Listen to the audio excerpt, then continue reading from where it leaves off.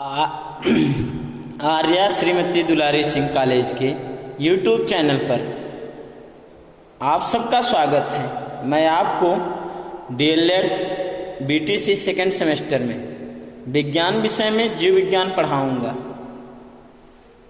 आज हम पाठ 8 पढ़ेंगे। पाठ का शीर्षक है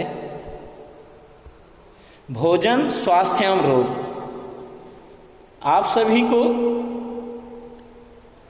इस पाठ में हम कुछ संक्रामक रोगों के बारे में बता रहे थे, तो जिसमें पिछली वीडियो में हम आपको टाइफाइड और पेचिस रोग के बारे में बताए थे।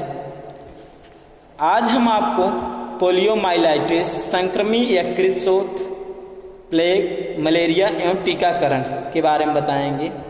आप सभी को इस लेक्चर में पढ़ाए गए पाठ का नोट्स तैयार करना है। चलिए शुरू करते हैं। आज का पहला टॉपिक है पोलियोमाइलाइटिस।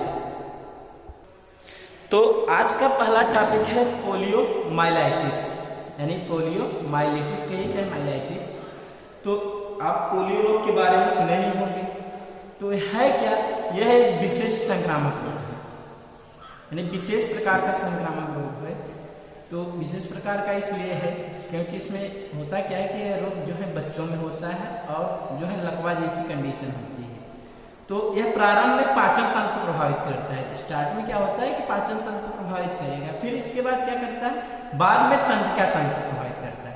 जब तंत्रिका तंत्र प्रभावित करता है तो इससे क्या होता है कि बच्चों को पक्षाघात यानी पैरालिसिस हो जाता है।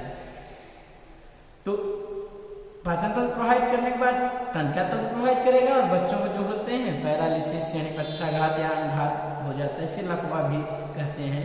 तो यह रोग अधिकांशतः 6 माह से 3 वर्ष के बच्चों को अधिक आक्रांत करता है, यानी सबसे ज्यादा प्रभावित जो करता है 6 माह से 3 वर्ष के बच्चों को अधिक प्रभावित करता है। लेकिन 15 वर्ष तक के बच्चों को भी यह रोग प्रभावित करे, यानी कहने में यह जो होते हैं प्रभावित करता है, यानी यह रोग 15 वर्ष तक के बच्चों को भी होता है। अब इस रोग के रोगजनक जीव कौन से होते हैं, यानी रोगजनक कारक कौन से होते हैं जिससे कि यह रोग उत्पन्न होता है।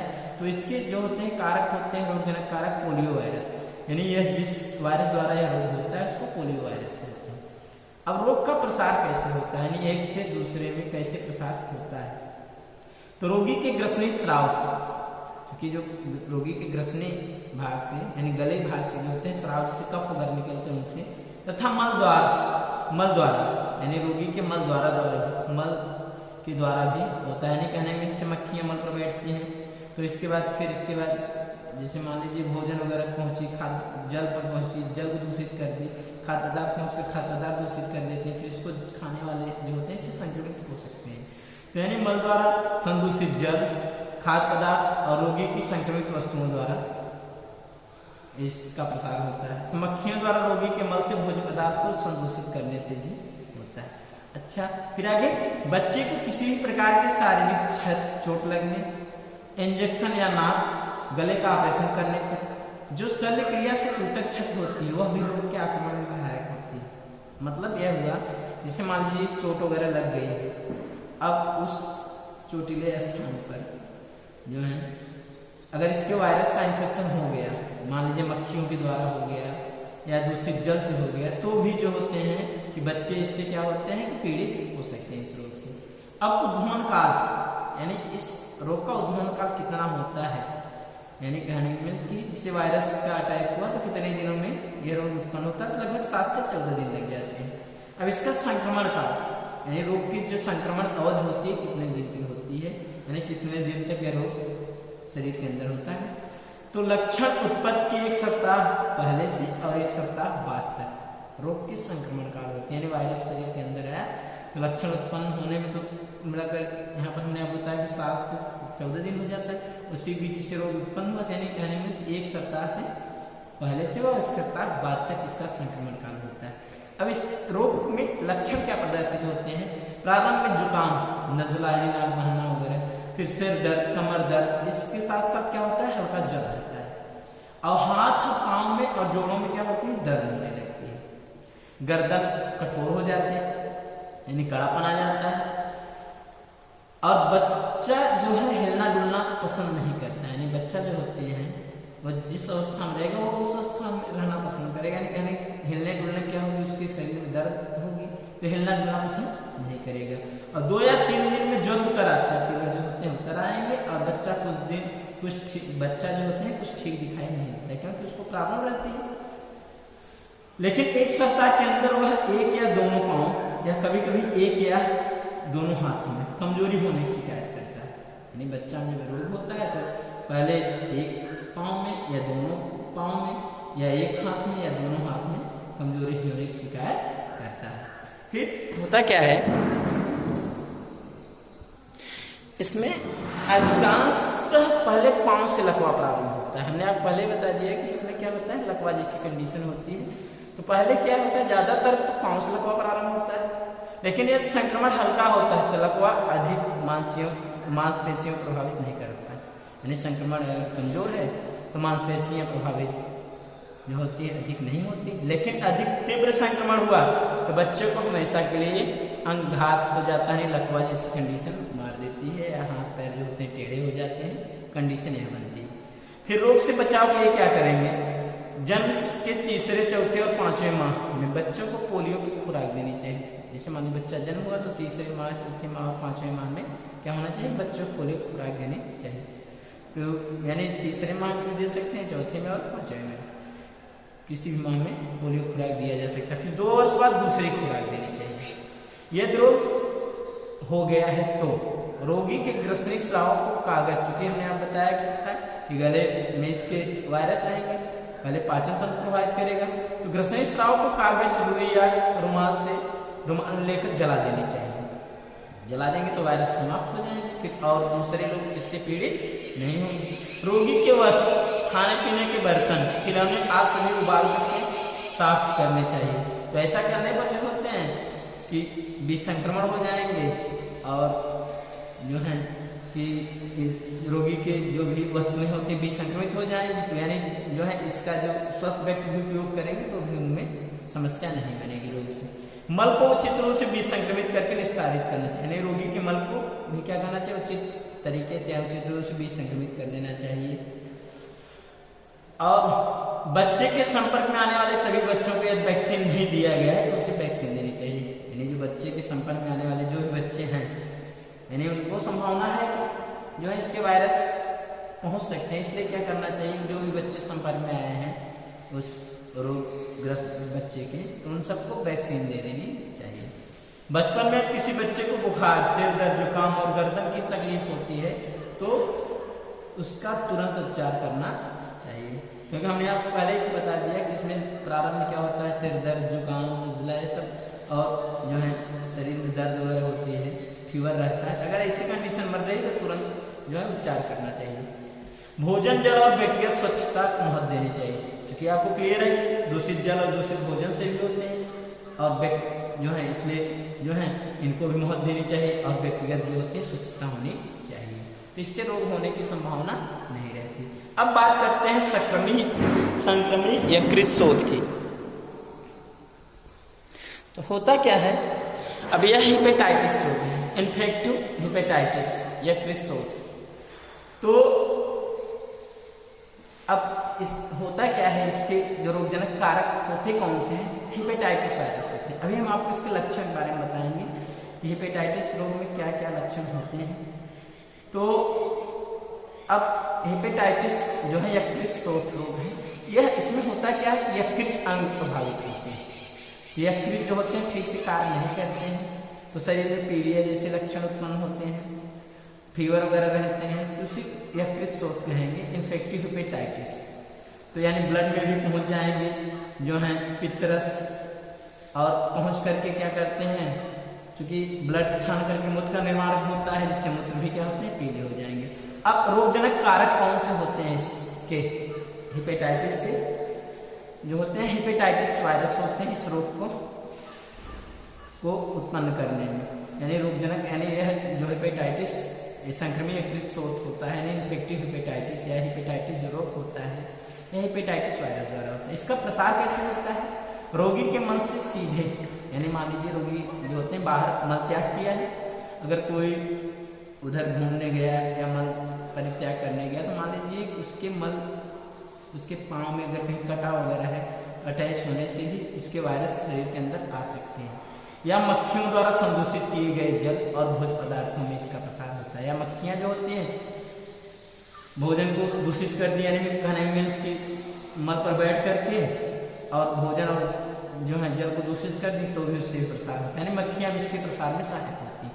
उद्भवन काल, यानी इससे वायरस शरीर के अंदर आया तो कितने दिन में इस रोग का उद्भव होता है, तो 10 से 40 दिन लग जाते हैं, या तो सामान्यतः 21 से 25 दिन होते हैं। संक्रमण काल इसका कितना होता है, रोग के जो संक्रमण की अवधि होती है, तो लक्षण प्रकट होने से के 1 से 3 दिन पहले और बीमारी समाप्त होने के प्रथम सप्ताह तक बाद तक भी संक्रमण काल की अवधि होती है, यानी संक्रमण की अवधि होती है। यानी ये काफी जो है इस रोग में जो है होता क्या है कि काफी समय तक यह वायरस बना रहता है, यानी कहने में इस बीमारी समाप्त के प्रथम सप्ताह बाद तक भी संक्रमण होता है। अब इस रोग के लक्षण क्या होते हैं?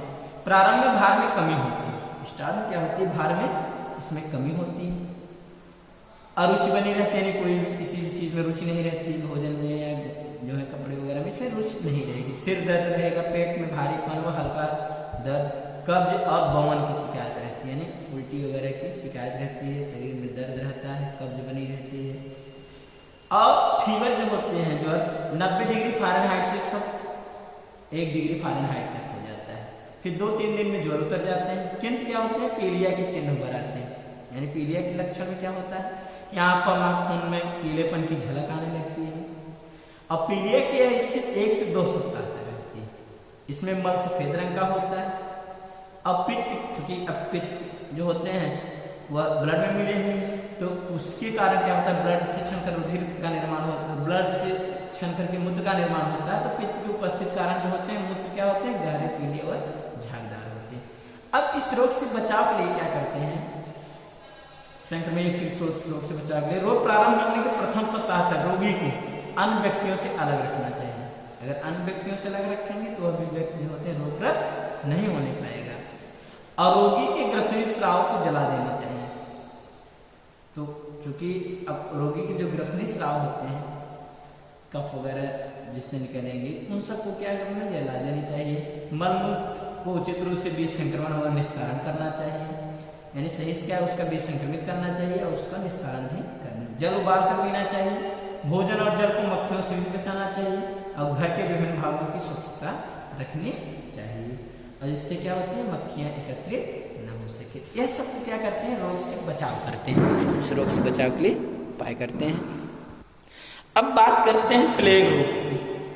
प्लेग रोग में होता क्या है कि यह चूहे में होने वाला, पहले तो स्टार्ट में चूहे में होता है, फिर जब चूहा मर जाता है तो जो चूहे का पिस्सू होता है, चूहे में जो कीड़े वगैरह पड़ जाते हैं, तो वह चूहे का जो पिस्सू होता है मृत चूहे के शरीर छोड़कर दूसरे चूहे को ढूंढता है, यानी दूसरे चूहे के शरीर के अंदर चला जाए। परंतु यदि मनुष्य के पास पहुंच जाता है, यानी जिसे मान चूहा नहीं मिला तो मनुष्य पास पहुंच गया, उसे काटकर मनुष्य के रक्त में रोग का जीवाणु पहुंचा देता है। इस प्रकार से व्यक्ति के अंदर प्लेग रोग होता है, प्लेग रोग का संभावना होता है। अब रोगजनक कारक कौन से होते हैं, यानी प्लेग रोग के उत्पन्न करने वाले कारक कौन से होते हैं, कौन से जीव, बैसिलस पेस्टिस नामक जो होते हैं जीवाणु यह रोग उत्पन्न करते हैं। अब इस रोग का प्रसार कैसे होता है, चूहों से मानव में, चूहा पिस्सू द्वारा होता है। उद्भवन काल, यानी रोग का जो उद्भव होता है, यानी उत्पत्ति होती है, तो 2 से 6 दिन लग जाते हैं इसमें रोग की उत्पत्ति। संक्रमण काल, यानी रोग के संक्रमण की जो अवधि होती है, तो चूहे के शरीर से निकलकर पिस्सू कुछ दिनों तक संक्रामक बना रहता है, यानी कहने में जो संक्रामक रहेगा पिस्सू वो कुछ दिनों तक रहता है, फिर इसके बाद जो होते हैं वह संक्रामक नहीं रहेगा, यानी पिस्सू भी नष्ट हो जाएंगे। अब लक्षण की बात करते हैं, रोग के लक्षण क्या प्रदर्शित होते हैं प्लेग रोग में। तो ठंड के साथ ज्वर आता है, तो ज्वर कितना होता है, 103 डिग्री फ़ारेनहाइट से 105 डिग्री फ़ारेनहाइट तक होता है। शरीर में दर्द रहता है, और पिस्सू के काटने के स्थान पर छोटा सा छाला बन जाता है, जहाँ पिस्सू काटे रहेंगे तो उस स्थान क्या होंगे, छोटे से छाले बन जाएंगे। यह पिस्सू पांव में काटे रहेगा तो जांघ की ग्रंथियों में, और बांह में काटता है तो बगल की ग्रंथियों में सूजन आ जाता है, कंडीशन यह बनेगा कि अगर पाँव काटेगा तो जांघ की ग्रंथि में और बांह काटेगा तो बगल की ग्रंथि में सूजन आ जाती है। फिर तिल्ली और यकृत बढ़ जाएंगे। तिल्ली मतलब प्लीहा, यानी जो लसिका ग्रंथि होती है, यकृत जो होती है ये पाचक ग्रंथि होती है, भी बढ़ जाती है। और कई जगह त्वचा के नीचे रुधिर स्राव होने लगता है। तो रुधिर स्राव होना त्वचा के नीचे बहुत हानिकारक होता है। तो कभी कभी ज्वर 106 डिग्री फ़ारेनहाइट से 60 डिग्री फ़ारेनहाइट तक पहुंच जाता है। अगर ऐसा कंडीशन हुआ तो रोगी की भी मृत्यु हो जाती है। तीव्र ज्वर में क्या होता है, रोगी विक्षिप्त सा रहता है, उसको कुछ समझ नहीं आता, वो विक्षिप्त बना रहता है। अब इस रोग से बचाव के लिए क्या किया जाए कि रोग से बचाव के लिए, तो इस रोग से बचाव के लिए, प्लेग रोग से बचाव के लिए जो है निम्न उपाय करेंगे, क्योंकि यह रोग महामारी का रूप भी ले लेता है। तो यानी कहने में इससे कई लोग प्रभावित हो सकते हैं। अतः रोग होने पर तुरंत स्वास्थ्य अधिकारी को इसकी सूचना देनी चाहिए और चूहों को घर में बढ़ावा नहीं देना चाहिए। यानी कहने में से अगर चूहा है घर पर तो उनको बढ़ावा न दे, यदि कोई चूहा मर जाए तो उसका समापन भी उचित रूप से कर देना चाहिए। और किसी समय चूहे या स्वयं मरने लगे तो उस स्थान को छोड़ देना चाहिए, यानी कोशिश करना चाहिए कि वहां न रहे। रोगी की वस्तुओं व संक्रमित पदार्थों को अच्छी तरह विसंक्रमित कर देना चाहिए। तो अगर विसंक्रमित कर देंगे तो इसके जो है बैक्टीरिया जो है समाप्त हो जाएंगे, यानी कहने में जो है रोग की संभावना भी कम रहेगी। अब कमरे का भी विसंक्रमण प्रतिदिन करना चाहिए, जिससे पिस्सू न बढ़ सके। अगर आप प्रतिदिन कमरे का विसंक्रमण करते रहेंगे और चूहे के पिस्सू जो इससे न बढ़ने पाएंगे। अब बात करते हैं मलेरिया रोग। तो मलेरिया रोग जो है इसको जूड़ी बुखार भी कहते हैं, क्योंकि इसमें जो है अब जूड़ दे के आता है, यानी कहने में इसकी यह जो फीवर होता है यह प्रतिदिन भी हो सकता है, या इसका दौरा आता है, दूसरे दिन भी आता है, फिर तीसरे दिन भी आता है। यानी फीवर होने के बाद फीवर समाप्त भी हो जाता है, इसलिए इसको जूड़ी बुखार भी कहते हैं। प्लाज्मोडियम नामक प्रोटोजोवन जंतु के द्वारा यह रोग होता है। प्लाज्मोडियम होते हैं, क्योंकि मलेरिया रोग में जो होते हैं प्लाज्मोडियम, जिससे 4 जातियां होती हैं जो मलेरिया रोग उत्पन्न करती हैं। Plasmodium vivax, Plasmodium falciparum, Plasmodium Oval और प्लाज्मोडियम मलेरिया। लेकिन अपने यहाँ क्या होती है, प्लाज्मोडियम वाइवैक्स सबसे अधिक प्रभावी होती है। तो इसका होता क्या है कि जो प्लाज्मोडियम मलेरिया रोग होता है, इसका मलेरिया रोग उत्पन्न करने वाला जो प्लाज्मोडियम होता है, तो यह प्राथमिक पोषक तो इसका मनुष्य होता है, द्वितीय पोषक मादा एनाफिलीज मच्छर होती है।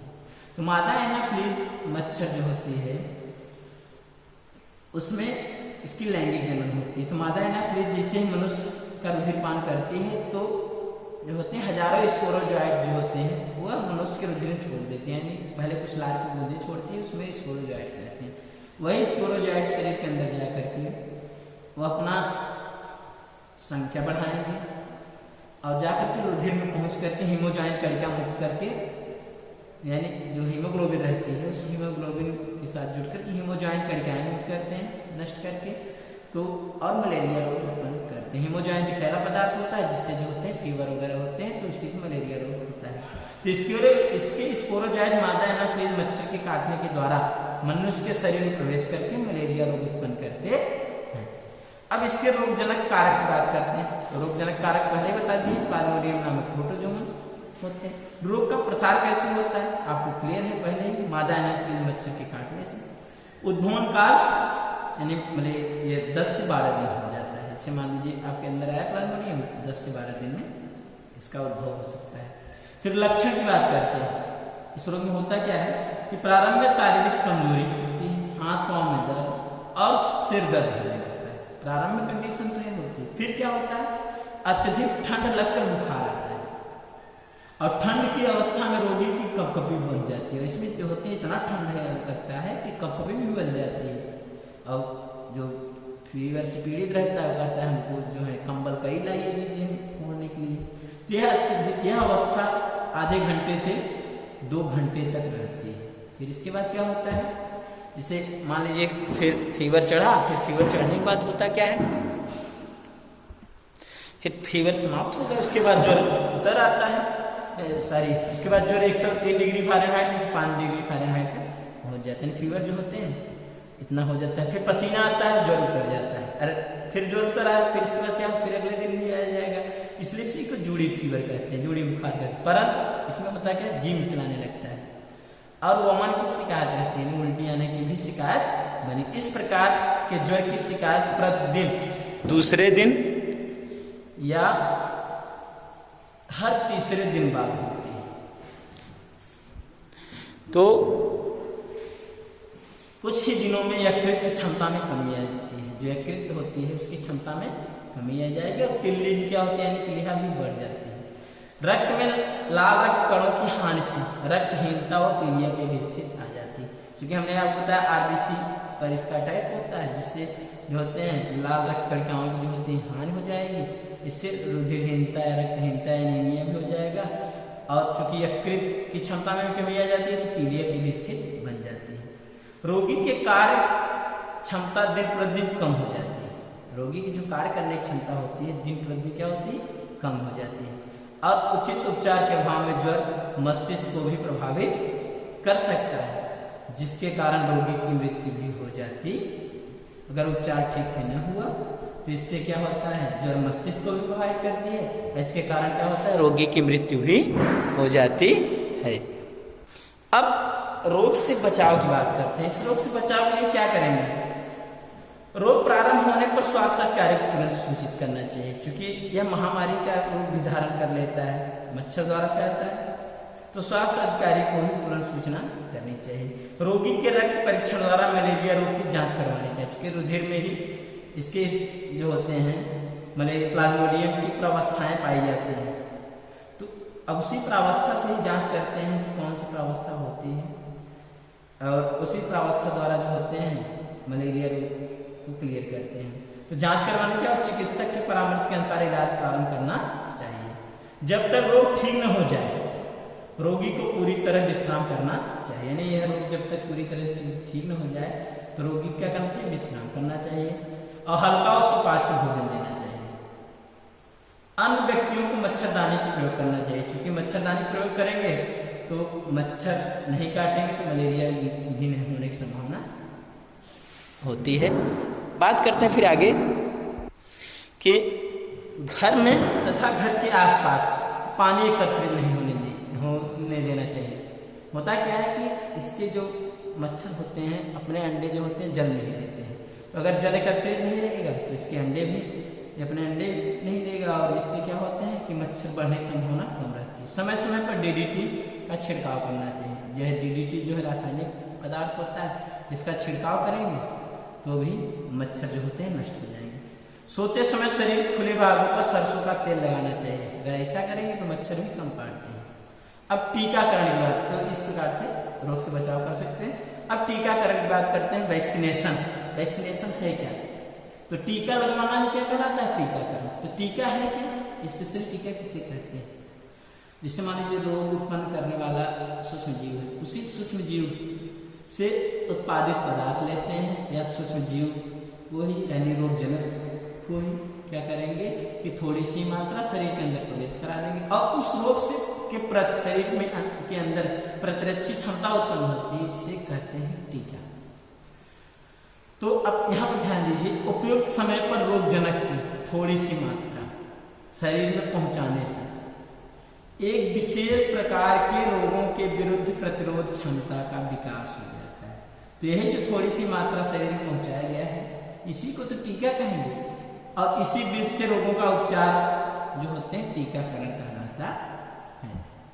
अब होता क्या है कि बच्चों को बीसीजी का टीका यानी बैसिलस कालमेटिक यूरिन जो कि टीबी का टीका है, प्रथम बार जन्म से 9 माह के अंदर, हमने आपको इसके पहले बता दिया, दूसरे तीसरे या चौथे महीने में यानी 9 माह की लगानी चाहिए, तो 9 माह के अंदर। और दूसरी जो होती है दूसरी अंदर वह दूसरी बार 5 वर्ष बाद लगवाना चाहिए। तो दूसरी जो टीका होती है 5 वर्ष बाद लगवाना चाहिए। अब बात करते हैं राष्ट्रीय विसंक्रमीकरण कार्यक्रम, यानी जो राष्ट्रीय इम्यूनाइजेशन से जो शेड्यूल है, तो उसमें करते क्या है इस कार्यक्रम में, तो शिशुओं, अब इसमें क्या होता है टीकाकरण होगा, यानी टीकाकरण के द्वारा जो होते हैं बीज संक्रमण कराया जाएगा कि सूक्ष्म जीव जो रोगजनक जीव होते हैं वो नष्ट हो जाए शरीर में, यानी रोगजनक रोग न उत्पन्न कर सके।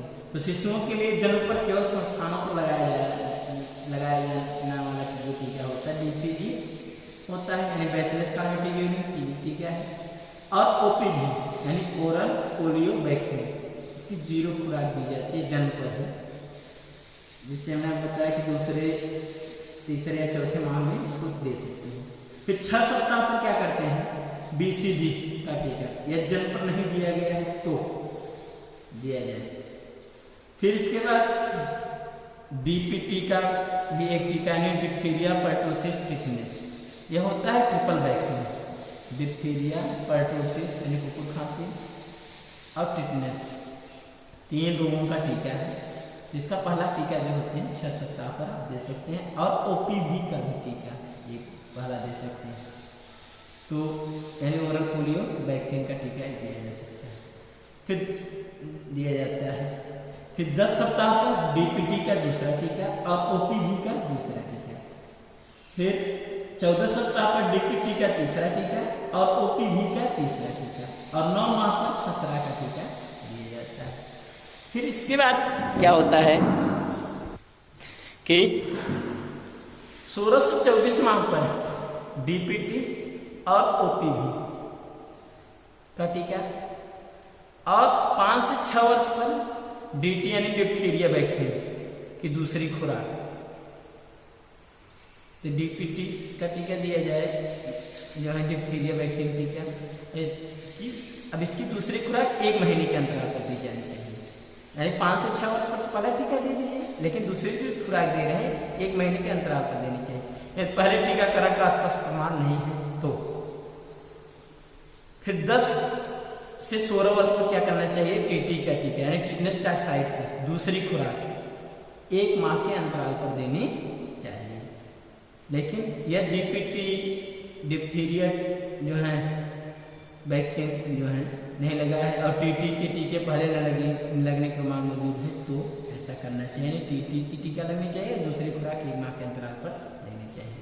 गर्भवती महिला के लिए क्या करना चाहिए कि प्रारंभिक अवस्था में TT का पहला टीका या समृद्धि कारक के रूप में होनी चाहिए। TT1 के बाद यानी टिटनेस टॉक्साइड के पहले टीके के बाद 1 माह तक TT2 का यानी दूसरा टीका लगवा लेनी चाहिए। अब कुछ हम नोट की बात करते हैं कि 2 खुराकों के बीच जो टीका लग रहा है अंतराल 1 माह से कम नहीं होनी चाहिए। इसमें दूसरी बात क्या है कि हल्की खांसी, सर्दी और बुखार टीकाकरण के बाद संभव है। अगर मान लीजिए टीकाकरण हुआ तो हल्की खांसी, सर्दी और बुखार हो रहा है तो संभव है, इससे घबराना नहीं चाहिए।